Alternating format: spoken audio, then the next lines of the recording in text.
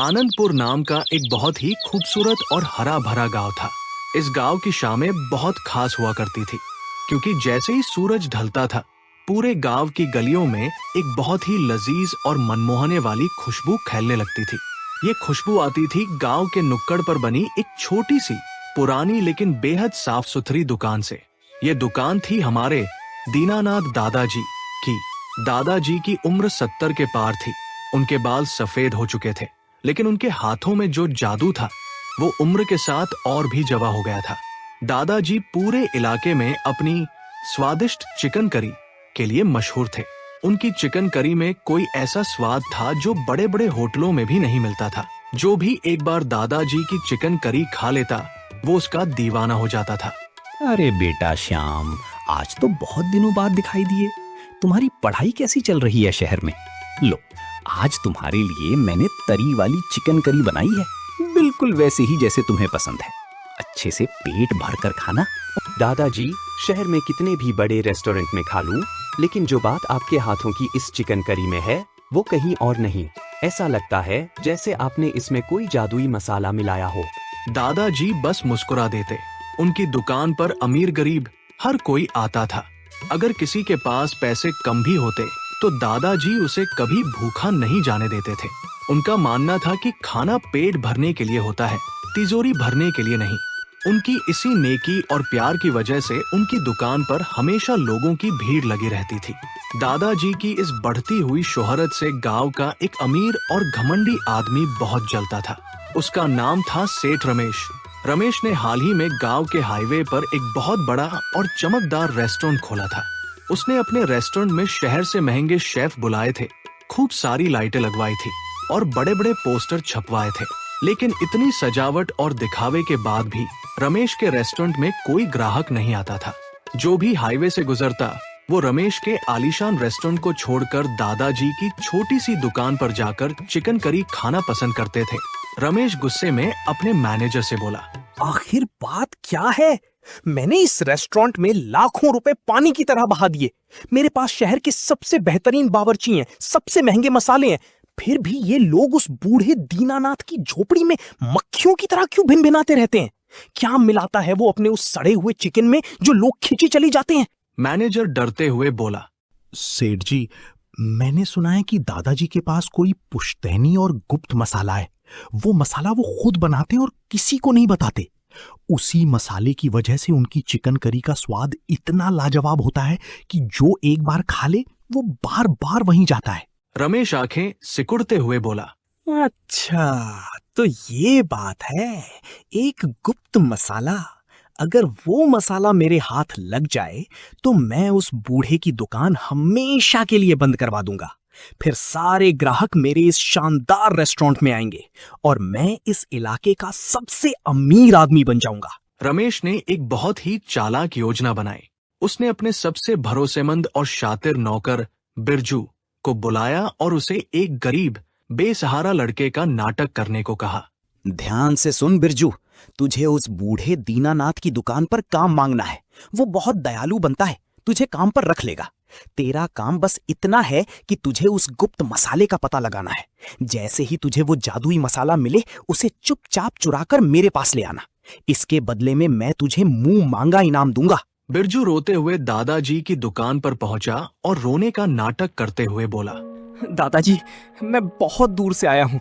मेरे माँ बाप नहीं है और मैं पिछले 3 दिनों से भूखा हूँ। मुझे कोई काम दे दीजिए। मैं बर्तन मांज दूंगा, सफाई कर दूंगा।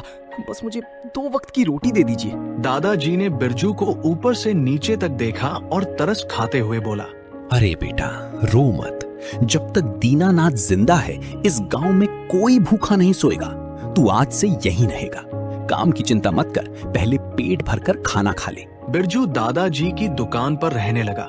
वो दिन भर बर्तन मांजने और सफाई करने का नाटक करता, लेकिन उसकी चील जैसी नजरें हमेशा दादाजी के मसालों के डिब्बों पर रहती थी। वो छुप छुप कर देखता कि दादाजी चिकन करी कैसे बनाते हैं। उसने देखा कि दादाजी सुबह जल्दी उठकर खुद बाजार जाते, सबसे ताजी सब्जियां और अच्छा मांस चुनकर लाते। फिर वो खुद सिलबट्टे पर मसाले पीसते। लेकिन बिरजू को कोई भी अजीब या जादुई डिब्बा नजर नहीं आ रहा था।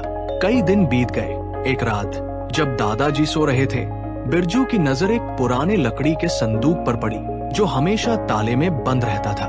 दादाजी ने उस संदूक को कभी किसी के सामने नहीं खोला था।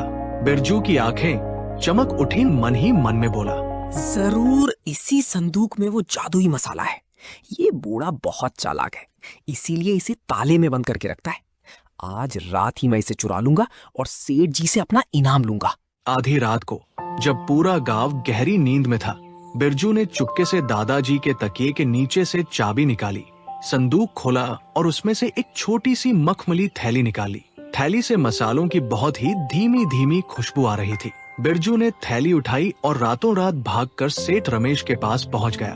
बिरजू ने हांफते हुए कहा, सेठ जी, मैं ले आया। वो बूढ़ा इस थैली को जान से ज्यादा संभाल कर रखता था। यही है वो जादुई मसाला। शाबाश बिरजू, आज तूने कमाल कर दिया। अब वो बूढ़ा सड़क पर आ जाएगा। जाकर शेफ को बोल कि आज की चिकन करी में यही मसाला डाले।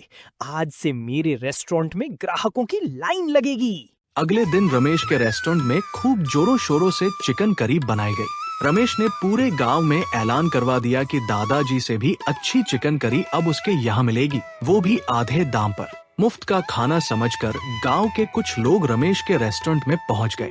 लेकिन जैसे ही लोगों ने चिकन करी का पहला निवाला मुंह में रखा, सबका मुंह बन गया। एक ग्राहक थूकते हुए बोला, छी, ये कैसा खाना है? इसमें तो बिल्कुल भी स्वाद नहीं है। मांस कच्चा है और मसालों में तो जैसे आग लगी हुई है। दादाजी के खाने का तो ये 1% भी नहीं है। दूसरा गुस्से में बोला, हमारा तो पूरा स्वाद ही खराब कर दिया। इससे अच्छा तो हम भूखे रह जाते। चलो सब यहाँ से दादाजी की दुकान पर ही चलेंगे। सारे ग्राहक अपना खाना छोड़कर उठ गए और वापस दादाजी की दुकान की तरफ चले गए। रमेश ये देखकर हैरान और पागल हो गया। उसे समझ नहीं आ रहा था कि जादुई मसाला डालने के बाद भी स्वाद क्यों नहीं आया। गुस्से में आग बबूला होकर रमेश उसी मखमली थैली को हाथ में लेकर सीधा दादाजी की दुकान पर पहुंचा। रमेश चिल्लाते हुए बोला, ओए बूढ़े, तूने मुझे धोखा दिया है। तूने अपने इस नौकर को ये नकली मसाला चुराने दिया ताकि मेरी बेइज्जती हो सके। बता, असली मसाला कहाँ है? रमेश की आवाज सुनकर सब लोग इकट्ठा हो गए।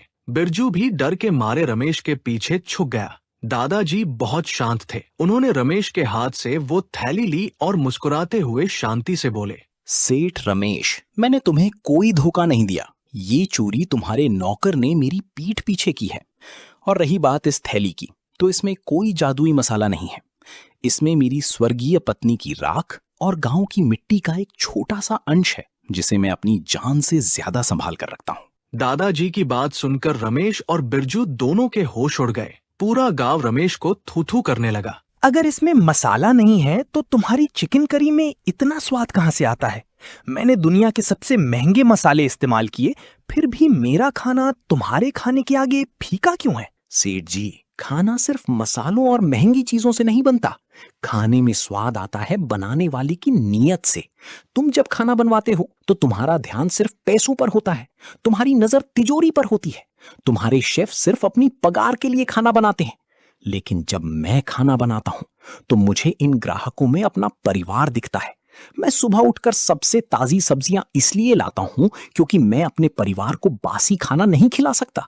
मैं धीमी आंच पर घंटों तक चिकन इसलिए पकाता हूं ताकि उसमें प्यार और सब्र का स्वाद घुल सके। मेरा जादुई मसाला कोई पाउडर नहीं है सेठ जी। मेरा जादुई मसाला है मेरी ईमानदारी, मेरी मेहनत और वो प्यार जो मैं हर एक प्लेट के साथ अपने ग्राहकों को परोसता हूं। जब तक तुम्हारे अंदर प्यार और सेवा का भाव नहीं होगा, तुम्हारा खाना हमेशा बेस्वाद ही रहेगा। दादाजी के इन शब्दों ने रमेश के दिल पर गहरी चोट की। उसे अपनी गलती का एहसास हो गया। उसे समझ आ गया कि पैसा और घमंड इंसान को अंधा कर देता है, लेकिन सच्चा सम्मान सिर्फ मेहनत और सच्चाई से ही मिलता है। रमेश शर्मिंदा होते हुए हाथ जोड़कर दादाजी से माफी मांगता है। मुझे माफ कर दीजिए दादाजी।